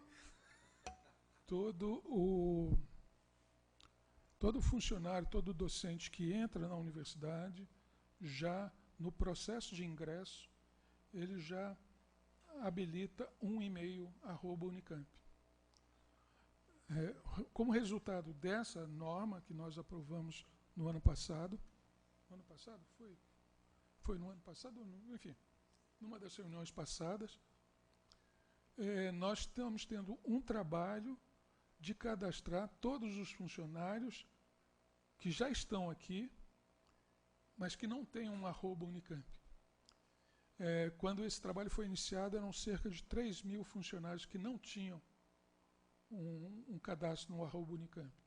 esse número já deve ter diminuído bastante. Eu não sei exatamente como está isso, mas é um trabalho que a equipe está fazendo para cadastrar todos os funcionários que não têm e-mail corporativo.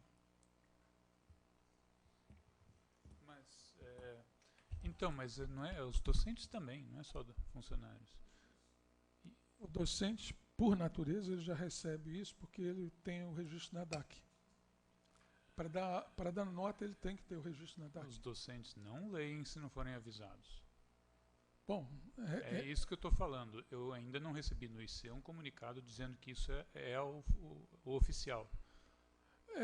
Observe só, isso daí é um problema que nós temos aqui no Contic. O Kurt está pedindo a palavra lá. Deixa eu falar como é que está o andamento disso aí, mestre. Isso aí é o seguinte, nós começamos esse trabalho no início de janeiro, nós fizemos uma primeira reunião, nós vimos um modelo de trabalho para trazer essa informação para dentro da nossa base. Só tem uma diferença, no caso do PAEP, dos técnicos administrativos, isso é bem tranquilo de fazer porque a gente consegue fazer isso no ingresso tudo. No caso dos docentes, os docentes novos, a contratação chega para DGRH só no finalzinho, então a gente não consegue esse procedimento com os docentes. Outra coisa, então a gente já tem acesso à base de dados do CISI lá, que tem os e-mails atualizados das pessoas, tudo. E recentemente tive uma conversa com a nova coordenação da DGRH a respeito disso, e esse é um trabalho que a gente vai estar tratando, porque isso tem ações que têm impacto muito grande para os RHs. Então tem que fazer uma comunicação para os RHs, tem que fazer um trabalho de mostrar o que a gente vai travar no sistema para ele não poder alterar mais, né? E esse é o norte que a gente vai estar seguindo. Então a previsão é que a gente consiga conversar rapidamente sobre isso e resolver, porque tecnicamente o assunto é simples. A questão a questão é mais vamos dizer assim, de comunicação mesmo e de trazer os RHs para informar dessa mudança. Você não pode simplesmente soltar o comunicado para os RHs? Que tem alguns impactos, né, professor? Então, por exemplo, tem muita gente que não acessa esses e-mails @Unicamp e recebe essa comunicação. Então, isso tem que ser feito de uma maneira ágil, mas tem que ser feito de uma maneira efetiva, né? Então, nós vamos trabalhar bem nisso, conversando com a coordenadoria da DGRH a respeito disso, eles estão se inteirando sobre esse assunto, ver a melhor maneira de fazer esse comunicado. Então, a questão técnica, ela está resolvida. Agora a gente vai partir para a questão de negócio, né, vamos dizer assim. Como que a gente avisa isso, qual que é a melhor maneira da gente avisar a todas as pessoas que eles não vão poder mais alterar o seu e-mail lá. O e-mail que a gente chama de comercial no Vida Funcional. Tá, mas era bom ter um prazo para isso acontecer, porque está demorando demais. Isso já faz 1 ano, quase. Não, foi o ano passado. Não, isso foi deliberado no final do ano passado. Final do ano passado. Não, já foi 6 meses, 7 meses. É isso que eu estou falando, está demorando demais. É que aquele negócio, né, professor? A gente pegou a transição, né? Começou-se sim essa conversa com o pessoal da gestão passada, mas por esse envolvimento que a gente tem que chamar os RHs, tem que falar o impacto que tem para a atividade das pessoas ali, né?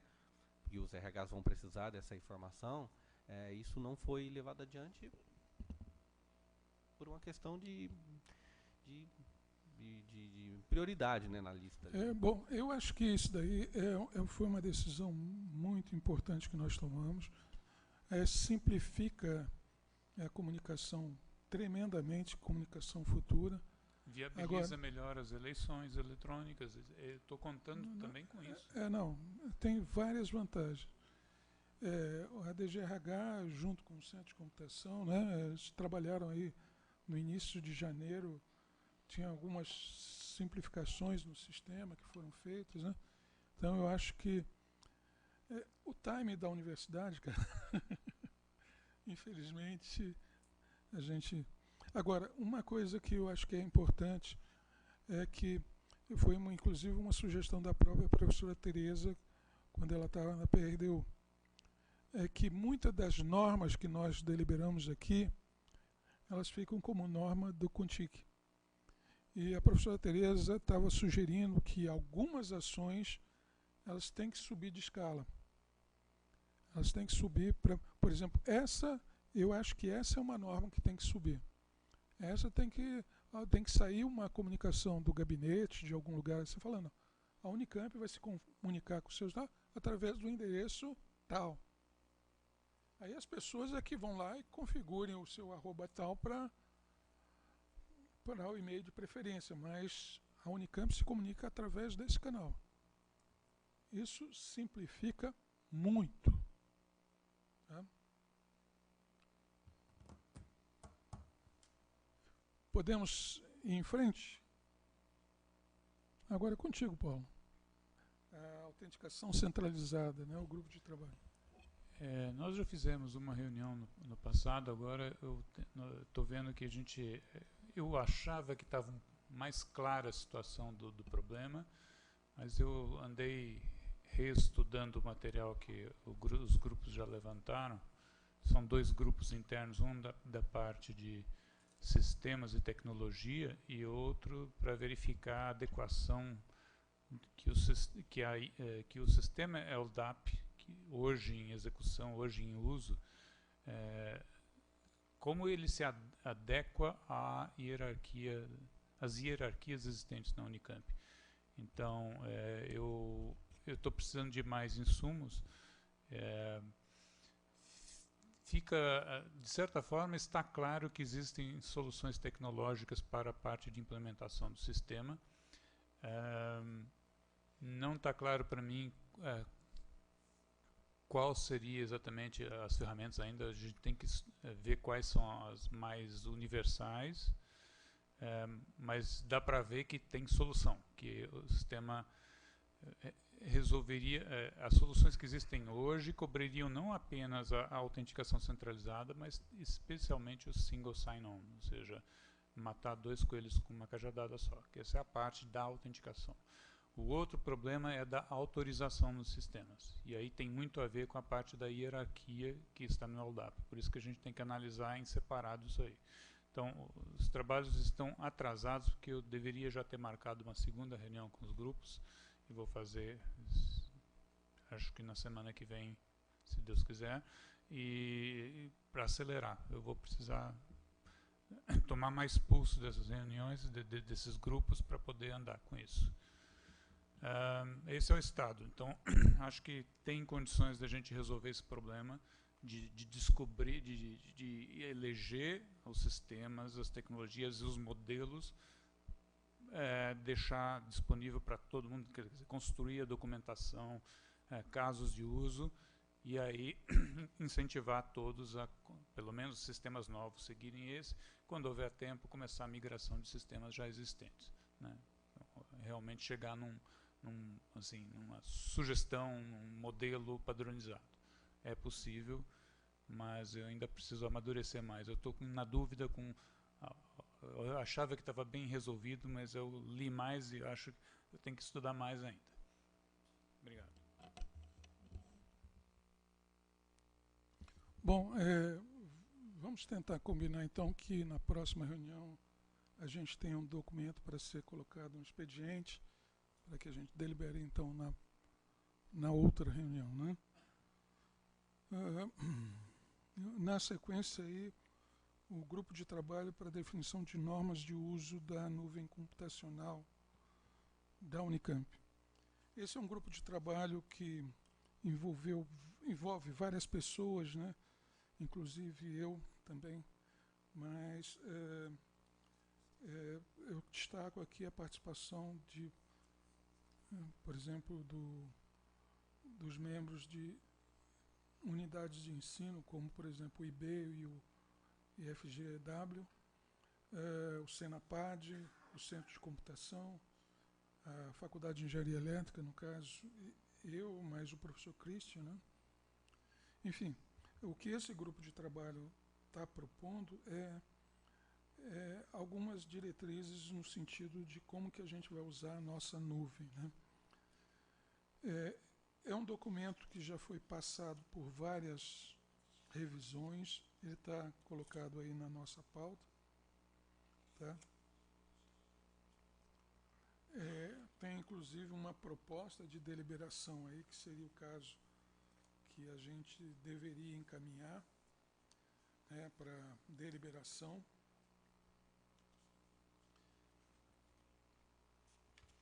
Ele discute aqui sobre competências e responsabilidades, né?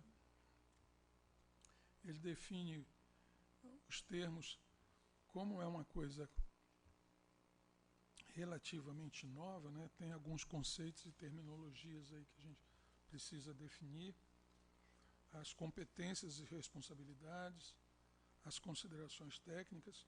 Isso tudo seria um motivo de deliberação nossa aqui, né? Ele comenta também a questão da contabilização do uso, né? Mas essa é uma questão que a gente precisa realmente avaliar, inclusive com a participação de mais pessoas, né? Essa é uma questão que é importante. Eu vou citar de uma grande universidade paulista, não vou dizer o nome porque pode parecer antiético, mas não adianta ter o recurso inicial e comprar um monte de equipamento e depois de 5 anos não tem recurso para comprar mais nada. Então eu acho que a gente tem que começar, a gente está começando pequeno, mas a gente quer ter uma orientação de como crescer, tá? A ideia do envolvimento dos projetos de pesquisa no financiamento desse crescimento é extremamente importante. Questões como, por exemplo, colocation, né? Colocation, ou seja, nós vamos aceitar equipamentos no data center, né? Eu lembro que não é só você comprar o equipamento que o equipamento, o problema está resolvido. Você tem que manter esse equipamento. Você tem que dar condições de trabalho, você tem que colocar ar-condicionado, tem que colocar energia. São coisas que custam muito. Então, um eventual colocation, né, que é o data center abrigar novos equipamentos eventualmente de projetos que podem ser colocados lá e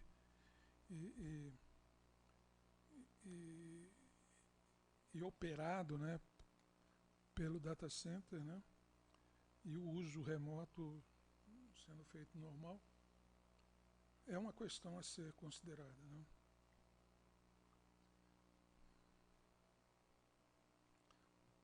A questão da cobrança. Como é que fica, por exemplo, as unidades administrativas? O projeto de pesquisa é fácil, né? Agora, por exemplo, a unidade administrativa. Vamos pensar daqui a 5 anos, esses equipamentos vão estar entrando em obsolescência. Como que a gente substitui esses equipamentos? Isso realmente a gente tem que ampliar a discussão. Eu não sei se seria problema, porque hoje isso é resolvido. Como é que é resolvido? Cada uma dessas unidades administrativas consegue verba da administração central, de alguma forma, para fazer a aquisição própria, certo? Pode até ser, mas ninguém sabe como que isso é conseguido. O que a gente está tentando sistematizar é uma prática adequada. Que conseguem. Não, pois é, mas quem consegue? Os compadres, né, de alguma forma, eles conseguem. A gente tem que sistematizar isso. Um modelo vamos dizer, de financiamento, que eu acho que eu tive uma experiência razoável aqui, é o programa PAT. Ele me pareceu muito adequado para novas aquisições. Eu acho que isso precisa ser ampliado. De alguma forma, ele precisa ser ampliado. Fazer daquilo um modelo de aquisição. Não é eu chegar para um colega e falar assim, eu preciso disso, a minha unidade precisa disso. Dependendo do meu grau de amizade, eu consigo, ou não. Isso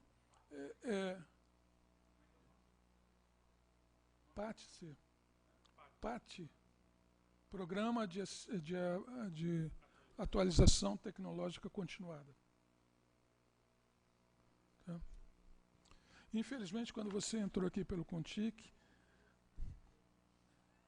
a tesoura funcionou.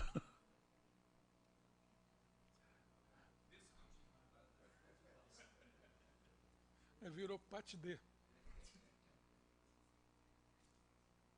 Bom, o documento está aqui. Eu peço aos colegas bastante atenção, porque a gente vai encaminhar na próxima reunião deliberação sobre esse assunto.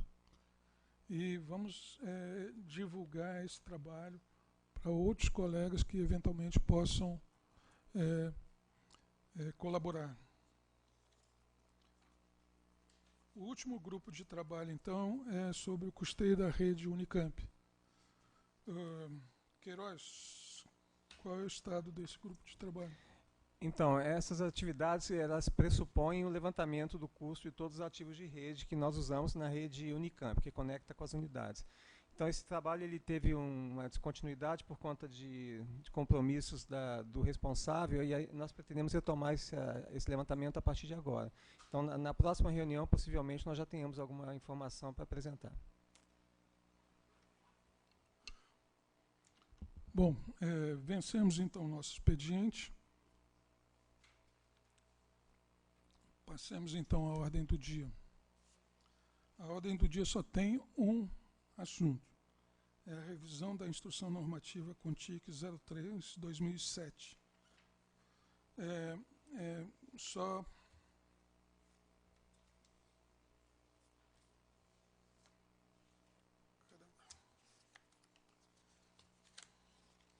justificando qual que é a alteração que a gente está fazendo nessa instrução normativa.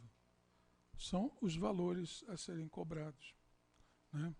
Esses valores têm que ser atualizados por conta de contrato, né, da telefonia, e os valores estão colocados aí, nessa tabela.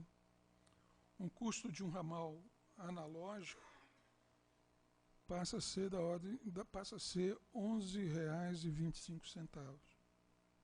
Um ramal digital, R$ 22,39. Um ramal IP, R$ 52,19. Um ramal IP sem fio, R$ 136,98. Um ramal IP Unicamp, ele ainda não está aplicado, mas ele vai ser da ordem de R$ 13,43. Então é essa tabela que, essencialmente, é essa mudança nessa instrução normativa.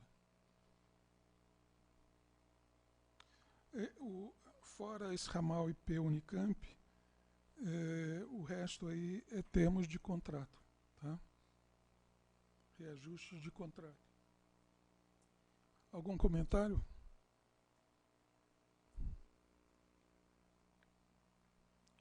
Queiroz, você tem alguma informação adicional?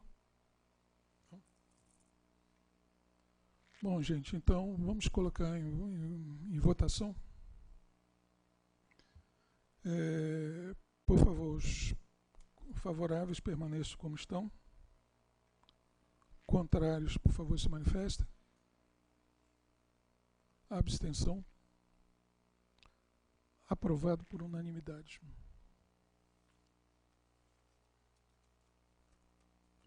Bom, gente, vencemos então a nossa pauta.